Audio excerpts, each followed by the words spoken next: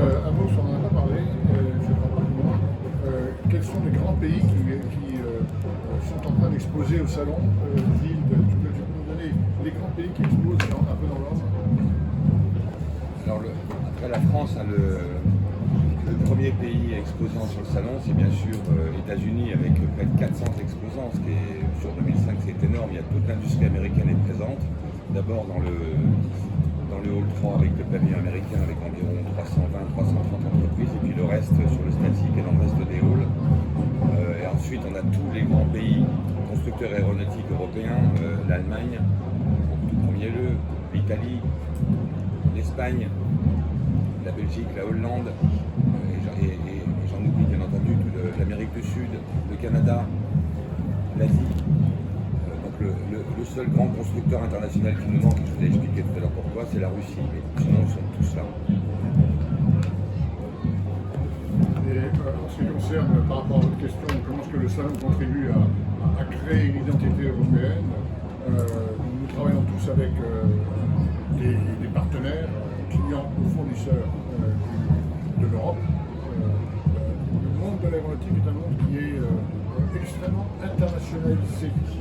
C'est-à-dire que pour aller une chaîne de fournisseurs pour arriver à construire un avion, vous pouvez avoir des membres de n'importe quel pays dans le monde qui vont y participer. Et donc pendant le salon, nous arrivons à faire, nous les acteurs du monde de l'aéronautique, nous arrivons à faire un nombre de rendez-vous qui est absolument incroyable. Je pense que nous faisons plus de rendez-vous en une semaine de salon que ce que nous faisons dans une année de travail normal. Oui. Oui, juste à titre illustratif, nous avons organisé pour la première fois une réunion de l'ensemble des directeurs généraux de l'aviation civile de la zone Europe, Afrique du Nord au sens large, pour l'OACI. Donc ils étaient, je crois, près de plus de 50. On a organisé ça avec le directeur Europe, Afrique du Nord de l'OACI, qui est basé à Paris. Et nous avons imaginé ça depuis, on a initié les discussions en octobre-novembre dernier. Ça a été un beau succès.